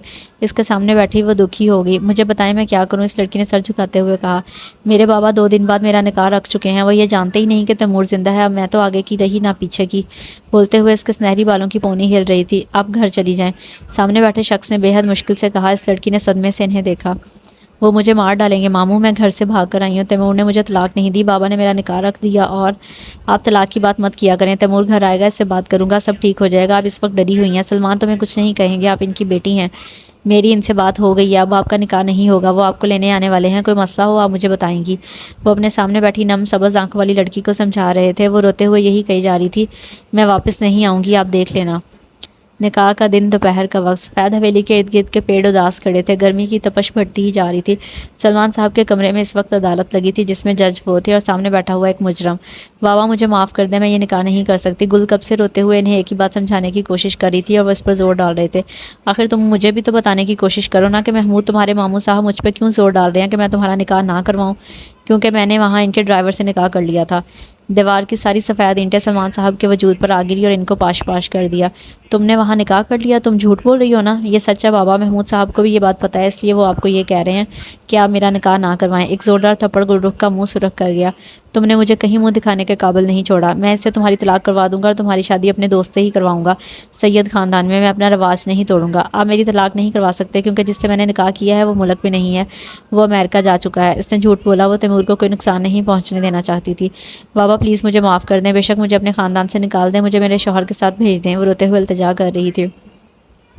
سلمان صاحب اس کی طرف پشت کی، اپنی دراز کی طرف بڑھے، چابی لاک کے اندر ڈالی۔ بابا میں جانتی ہوں میں نے غلطی کی، لیکن میں اسے پسند کرتی تھی، وہ سید خاندان کا نہیں ہے، لیکن اس کا خاندان بھی بہت اچھا ہے، محمود صاحب اسے جانتے ہیں، وہ بہت اچھا ہے، آپ اسے ملیں گے تو آپ کو بھی بہت اچھا لگے گا۔ دراز کلک کی آواز کے ساتھ کھل چکی تھی، اندر پڑی سیاہ رنگ کی پستول انہوں نے نکالی اور سائلنسر لگایا۔ وہ ان کی پشت کو دیکھتے ہوئے بولتی جا رہی تھی، انہوں نے کمر کے پیچھے ہاتھ باندھے، رخ گل کی جانب کیا۔ وہ اسے دیکھ رہے تھے، اپنی بیٹی کو، جس کی سبز آنکھیں نم تھیں، جن میں امید تھی، لیکن اس نے رواج توڑا تھا، اس نے اپنے باپ کا سر مردوں میں نیچا کر دیا تھا۔ کیا ایسی بیٹی کا حق ہوتا ہے زندہ رہنے کا؟ کیا ایسی لڑکی کو بھی بیٹی کہنے کا حق ہوتا ہے؟ سارے سوالات کے جواب نہیں میں ملے تھے۔ بابا آپ یقین تو کریں، میں، اس کی آواز میں دکھ درد کیا نہیں تھا۔ سلمان صاحب نے ہاتھ سامنے کی جانب کیے اور اوپر اٹھائے، گلرخ کی طرف کیے، وہ صدمے سے پھٹی پھٹی نگاہوں سے کبھی پستول اور کبھی انہیں دیکھ رہی تھی۔ تمہاری وجہ سے میری عزت کتنی بار خاک میں ملی، تمہیں کوئی اندازہ ہے؟ پہلے تمہارا شوہر، پہلا شوہر، پھر تمہارا نروس بریک ڈاؤن، پھر تمہارا گھر سے بھاگ جانا، اور اب تمہارا دوسرا شوہر، میں یہ برداشت نہیں کر سکتا۔ وہ اسے بتا رہے تھے کہ وہ اسے کیوں مارنے لگے تھے۔ گلرخ کی آنکھیں بے یقین تھی، سبز آنکھیں جن میں سمندر ٹھاٹھے مارنے لگا تھا۔ حلق میں کچھ اٹک گیا تھا، اس نے کچھ کہنے کی کوشش میں حرکت کی اور تیزی سے آگے بڑھی تھی کہ ایک گولی ہوا کو چیرتی ہوئی اس کے سینے میں لگی تھی، وہ لڑکھڑا گئی۔ تیمور آپ مجھ سے کتنی محبت کرتے ہیں؟ یوں لگا جیسے ایک جلتا ہوا آگ کا گولا اس کے سینے کو چیر کے ہڈیوں کے اندر تک دھنس گیا ہو۔ ایک چیخ اس کے حلق سے نکلی تھی، ایک منٹ، میں نے تم سے کب کہا کہ میں تم سے محبت کرتا ہوں؟ شرارت سے لبوں کو بھینچے تیمور اس کی طرف دیکھ کے مسکرا رہا تھا، ایک آنسو آنکھ سے ٹپکا تھا، درد جلن کی انتہا کی تھی، اس کے لبوں سے ایک سسکی برآمد ہوئی، وہ زوردار آواز کے ساتھ نیچے گری تھی۔ اپنی آئس کریم کو دیکھیں، سبز آنکھیں بھی شرارت سے مسکرائیں۔ کیوں آئس کریم کو کیوں دیکھوں؟ بھوری آنکھیں سکڑ گئیں۔ آپ کو چاکلیٹ پسند ہے اور مینگو فلیور ناپسند، جبکہ مجھے مینگو آئس کریم بہت پسند ہے۔ اب آپ میرے لیے مینگو لے کے آئے ہیں اور اپنے لیے بھی مینگو، کیا یہ محبت کا ثبوت کافی نہیں ہے؟ وہ شرارت سے اسے دیکھے جا رہی تھی۔ وہ کچھ دیر اسے حیران نظروں سے دیکھتا رہا، پھر زور سے ہنس پڑا تھا۔ یار تم تو بہت زیادہ تیز ہو، سنہرے بالوں والی لڑکی ہنستی جا رہی تھی۔ پھر بتائیں نا آپ کو مجھ سے کتنی محبت ہے؟ گل نے چمچ سے آئس کریم اپنے منہ میں ڈالی۔ پتہ نہیں، کبھی کبھار مجھے لگتا ہے کہ اللہ تعالیٰ نے مجھے اس لیے بچایا کیونکہ میں تمہارے ساتھ زندگی گزارنا چاہتا تھا۔ تیمور سنجیدگی سے کپ کو میز پر گھماتے اس کے چہرے کو دیکھتے ہوئے بول رہا تھا۔ دوسری گولی اس کے بازو کو چیرتی ہوئی گزری تھی، اسے لگا اس کی ہڈیاں ٹوٹ رہی ہیں، جلن، شدید جلن، اور کوئی احساس باقی نہ تھا۔ ہم زندگی ساتھ گزاریں گے نا تیمور؟ وہ لڑکا آنکھوں میں امید لیے اسے دیکھ رہا تھا، وہ اس کی امید نہیں توڑ پائی تھی۔ ہاں ہم گزاریں گے۔ وہ اپنے جسم کو حرکت نہیں دے پا رہی تھی، خون فواروں کی صورت میں اس کے سینے سے ابل ابل کر اس کے سفید لباس کو سرخ کرنے لگا، بازو سے نکلنے والا خون فرش پہ پھیلنے لگا تھا۔ وعدہ؟ بری آنکھوں والا لڑکا اس سے سوال کر رہا تھا۔ لڑکی ہاں میں سر ہلائے مسکرا رہی تھی۔ گلرخ کی آنکھیں بند ہوتی جا رہی تھی، ہر منظر دھندلا رہا تھا۔ ہم لوگ یہاں بھی اکٹھے رہیں گے اور اگلے جہان میں بھی۔ تیمور کا جملہ کہیں دور آسمانوں پر لکھ لیا گیا تھا۔ انشاءاللہ۔ گلرخ کا وجود زمین پر پڑا ساکت ہو گیا۔ ہم آپ کو ایک انتہائی اہم خبر دینے جا رہے ہیں، سید سلمان کی بیٹی سیدہ گلرخ نے خودکشی کر لی ہے۔ خودکشی کی وجہ ان کے ساتھ ہونے والے ذہنی مسائل ہیں جن کا وہ سامنا ایک لمبے عرصے سے کر رہی تھی۔ ڈاکٹر نے ان کی خودکشی کی تصدیق کر دی ہے، ان کے ساتھ ہونے والے ذہنی مسائل ان کی موت کا سبب بن گئے۔ ایک بار نہایت افسوس کے ساتھ ہم آپ کو یہ خبر دوبارہ دینے جا رہے ہیں۔ سبز بیلوں میں ڈھکا ہوا بنگلہ ایک دم سرد اور ساکت ہوا تھا۔ محمود صاحب اور تیمور وہ دونوں وہاں بیٹھے ہوئے تھے۔ محمود صاحب نے ریموٹ سے ٹی وی کا چینل بدل دیا۔ تیمور آواز دی، آپ کو پتا تھا کہ یہ خبر سچ ہے؟ وہ بے یقین تھا۔ مجھے تھوڑی دیر پہلے ہی پتہ چلا تھا۔ آپ نے مجھے بتایا کیوں نہیں؟ وہ صدمے میں چیخا تھا۔ یہ جھوٹ ہے نا ماموں، یہ سچ ہے۔ محمود صاحب کی آنکھوں میں نمی چمکی تھی۔ تیمور ریموٹ اٹھا کے چینل بدل چکا تھا۔ رپورٹر ایک ہی نیوز کو بار بار دہرائے جا رہی تھی اور ان کے گھر کا منظر دکھا رہی تھی جہاں پر کئی رپورٹر اور کئی معززین افسوس کرنے کے لیے اکٹھے ہو رہے تھے۔ وہ خود کو کیسے مار سکتی ہے؟ اس نے تو میرے ساتھ زندگی گزارنے کا وعدہ کیا تھا۔ وہ بے یقینی سے پھٹی پھٹی آنکھوں سے اسکرین کو دیکھتا بول رہا تھا۔ ایسا نہیں ہو سکتا۔ پتہ نہیں وہ کس سے بات کر رہا تھا۔ محمود صاحب اٹھ کر اس کے قریب آئے۔ وہ کیسے مر سکتی ہے؟ اس کی آنکھوں میں آنسو تھے۔ وہ برداشت کر رہا تھا مگر بھوری آنکھوں میں کچھ چھوٹ گیا تھا۔ انہوں نے اسے گلے لگا لیا۔ اس نے میرے ساتھ وعدہ کیا تھا۔ وہ اداس انداز میں بھیگے لہجے میں ان کے گلے لگے بولے جا رہا تھا جبکہ وہ بھی ابھی تک بے یقین تھے۔ باہر لگے پیڑ اداسی سے اندر جھانکنے کی کوشش کر رہے تھے جہاں محمود صاحب اسے گلے لگائے ساکت کھڑے تھے۔ کچھ دن بعد مئی، اخیر دنوں کا ایک حبس سے بھرا دن۔ پوسٹ مارٹم کی رپورٹ آ گئی ہے۔ محمود صاحب نے لاؤنج میں داخل ہوتے ہوئے ایک رپورٹ شیشے کے میز پر پھینک دی۔ تیمور سرخ آنکھوں سے ٹی وی کو دیکھتا رہا، لا تعلق انداز۔ محمود صاحب آ کے اس کی پشت پر کھڑے ہو گئے۔ ڈاکٹر سلطان کا کہنا ہے کہ اس نے خودکشی کی تھی لیکن یہ رپورٹ جو میں نے اپنے طریقے سے نکلوائی ہے یہ اصل ہے۔ اس کے مطابق اسے قتل کیا گیا ہے۔ تیمور کا منہ کھلا، لا تعلقی ہوا ہوئی، آنکھیں سرخ ہوتی چلی گئیں۔ محمود صاحب اب تک بے یقین تھے۔ کوئی باپ اپنی بیٹی کو کس طرح مار سکتا ہے؟ یار اس میں میری غلطی ہے، میں نے اسے واپس جانے پہ مجبور کیا تھا۔ محمود صاحب اداسی سے اس کے پاس بیٹھے کہہ رہے تھے۔ تیمور نے ٹی وی سے نظر نہیں ہٹائی، البتہ ہاتھوں کی انگلیاں بھینچ لی تھی۔ میں تمہارے ساتھ ہوں، ان پر کیس کریں گے، انہیں عدالت میں گھسیٹیں گے۔ اس سے کیا ہوگا؟ وہ واپس تو نہیں آ جائے گی نا؟ اس نے خشک لہجے میں کہا۔ محمود صاحب صوفے سے اٹھ کھڑے ہوئے۔ ہاں لیکن یہ ہو سکتا ہے کہ چندہ کی زندگی بچ جائے۔ تم جانتے ہوگے نا اسے، وہ گل کی بہن ہے۔ وہ جتاتی نظروں سے اسے دیکھتے اندر کمرے کی طرف بڑھ گئے۔ وہ سرد اور ساکت نظروں سے ٹی وی کو دیکھتا رہا۔ اب اس کے انداز میں بے آرامی اور بے چینی تھی۔ کچھ سال بعد عدالت کا کیا فیصلہ آیا؟ تیمور محمود صاحب موبائل کندھے اور کان کے درمیان ٹکائے کار سے اتر کر اپنے بنگلے کی طرف بڑھ رہے تھے۔ رپورٹرز شہد کی مکھیوں کی طرح ان کی طرف آئے۔ انہوں نے اپنے گارڈز کو ہاتھ کے اشارے سے انہیں ہٹانے کو کہا۔ اچھا ان کو سزا ہوئی ہے؟ کتنے سال کی؟ چابی سے دروازہ کھولا اور اپنے بنگلے میں 4 سال بعد داخل ہوئے۔ صرف 6 ماہ۔ عدالت نے چلو یہ تو کیا، مجھے تو اس بات کی بھی امید نہیں تھی۔ ہاں یار تم مزید ثبوت اکٹھے کر رہے ہو، ٹھیک ہے میں تمہاری مدد کروں گا۔ محمود صاحب صوفے پر بیٹھے چابیاں اور والٹ نکال کر میز پر رکھا۔ ہاں میں پاکستان واپس آ گیا ہوں، بلکہ گھر واپس آ گیا ہوں۔ وہ دھیمے سے ہنس دی ہے۔ چندہ؟ ہاں وہ بھی واپس آ گئی ہے لیکن وہ اپنے گھر گئی ہے۔ تم آ جانا، پھر شام میں بات کرتے ہیں۔ وہ موبائل لے کے اپنے کمرے کی طرف بڑھ گئے۔ سبز بیلوں سے ڈھکا بنگلہ ایک بار پھر آباد ہونے جا رہا تھا۔ میرے ہم نفس، میرے ہم نوا، تو نے ہی کیوں ایسا کیا؟ اگر جیتنا تو نے تھا پیچھے تو کیوں ہی رہا؟ دسمبر، صبح کی روشنی پہلے بھی تھوڑی دیر ہی گزری تھی۔ وقت تھا 6:30۔ موسم ہلکا سا ٹھنڈا، دسمبر کا آغاز تھا۔ ایک قبرستان جو شہر سے دور ایک ورانے میں درختوں سے گھرا ہوا تھا، وہ چھوٹا اور اندھیرا دکھائی دیتا تھا۔ 3 کتے رات بھر بھونکتے بھونکتے اس قبرستان کی 4 دیواری کے آس پاس پاؤں پسارے آنکھیں موندے پڑے تھے۔ ان کتوں کو بھی عادت سی ہو گئی تھی اس اجنبی مرد کی جو دن نمودار ہونے سے پہلے ہی وہاں آ جایا کرتا اور تقریباً آدھے گھنٹے بعد وہاں سے واپس چلا جاتا۔ نہ جانے اس کو وہاں پر آتے کتنا عرصہ گزر گیا تھا۔ درختوں پر پرندے اکا دکا دکھائی دیتے تھے۔ جھاڑی نما خوردو جڑی بوٹیاں وہاں پر اگی ہوئی تھیں۔ ایسے میں اگر تم قبرستان کی چھوٹی 4 دیواری کے پار جھانکو تو قبرستان کے بالکل درمیان میں ایک مرد ایک پیپل کے پیڑ کے سائے تلے سر جھکا کے کھڑا ہوا تھا۔ قبر اس کے عقب سے دیکھو تو بغیر کسی تختی یا نشان کے نظر آتی تھی، بس ایک عدد مٹی کی اونچی ڈھیری۔ تمہیں اس بے حس اور خودغرض دنیا سے گئے 4 برس گزر گئے، یعنی دراز کا مرد نے خاموشی اختیار کر لی۔ پھر سے سناٹے کو اس کی سرگوشی نے توڑا تھا۔ مجھ سے پوچھو تو یہ 4 سال مجھے گزارتے ہوئے 4 صدیاں لگیں۔